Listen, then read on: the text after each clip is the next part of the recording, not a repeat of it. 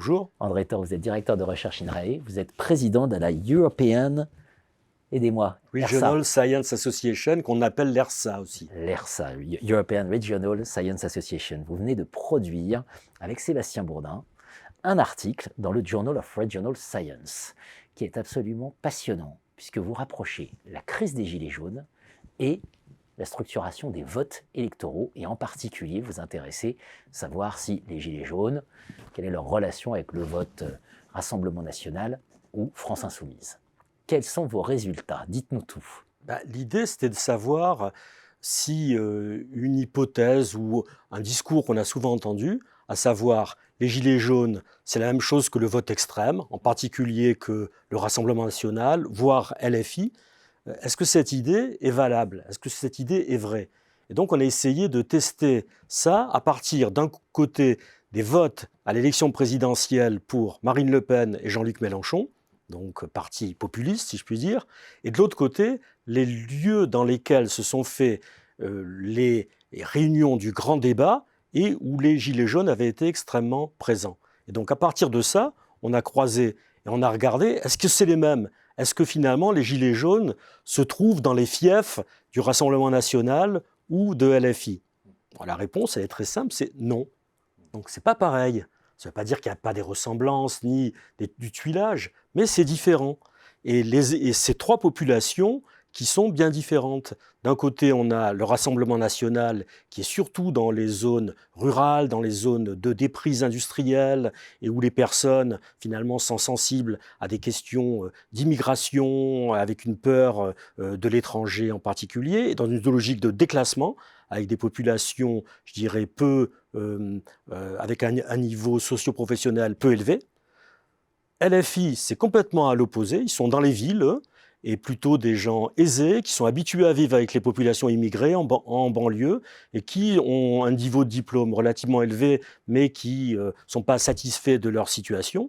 Les Gilets jaunes, eux, finalement, d'où est-ce qu'ils viennent? Eh bien, ils viennent du périurbain, des petites villes, des zones rurales, et ils sont avant tout impactés par des questions, on dirait aujourd'hui, de mobilité ou d'énergie. C'est-à-dire, ils se retrouvent dans des zones où finalement, il y a une déprise des services publics, donc il n'y a plus autant de trains pour le transport qu'avant, il n'y a plus autant d'écoles, il n'y a plus autant de perceptions, d'endroits pour se soigner, etc.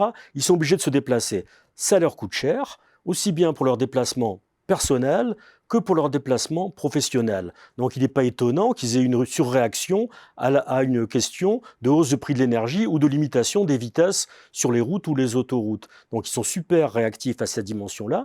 Et ces Gilets jaunes, finalement, ce qui les inquiète avant tout, c'est le sentiment qu'ils ne sont pas compris, qui sont mis à l'écart et qui a une distance entre eux et les pouvoirs, que finalement on ne les écoute pas, on n'entend pas ce qu'ils disent, ils ne sont pas considérés, et en particulier qu'ils ont de plus en plus de difficultés dans leur vie quotidienne, ne serait-ce que pour exercer une activité professionnelle.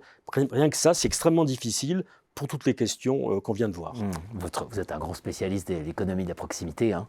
Une conséquence que vous tirez, c'est la gouvernance territoriale. C'est un sujet majeur. Et j'ai envie de vous dire, je prends quelques statistiques. Juin 2022 législative, 53,77% d'abstention. Certains élus ont été élus avec moins de 10% des inscrits. Élection présidentielle 2022, c'est le plus fort taux d'abstention depuis l'élection présidentielle de 1969. Donc il y a peut-être là aussi un lien presque direct avec les Gilets jaunes, non? Alors il y a sans doute une fenêtre, clairement. Il est probable, maintenant on peut qu'avoir des hypothèses. Recherche à venir. Bien sûr, recherche à venir, parce qu'il y a eu certains sondages qui ont été faits auprès des Gilets jaunes, mais évidemment, ils n'ont pas une validité scientifique. Donc des Gilets jaunes disant « moi, je me retire du jeu », parce que finalement, quand on s'est manifesté comme Gilets jaunes, il y a une forte répression, et nos demandes ne sont pas passées. Donc on est découragé, on se retire. Donc il est de la vie civique quelque part. Donc il est possible qu'il y ait une partie des abstentionnistes qui viennent des Gilets jaunes. Cependant, ça ne peut pas je dirais, regrouper l'ensemble de l'abstention, parce que ce qu'on sait des Gilets jaunes, c'est que ce sont plutôt des personnes qui sont dans leur deuxième partie de leur existence. C'est-à-dire, soit ils ont autour de la cinquantaine ou plus, soit déjà certains sont retraités. Alors qu'une bonne part de vote abstentionniste vient également des jeunes, et les jeunes doivent avoir peut-être d'autres raisons ou d'autres motivations que les Gilets jaunes. En tout cas, ça resterait à tester. Voilà.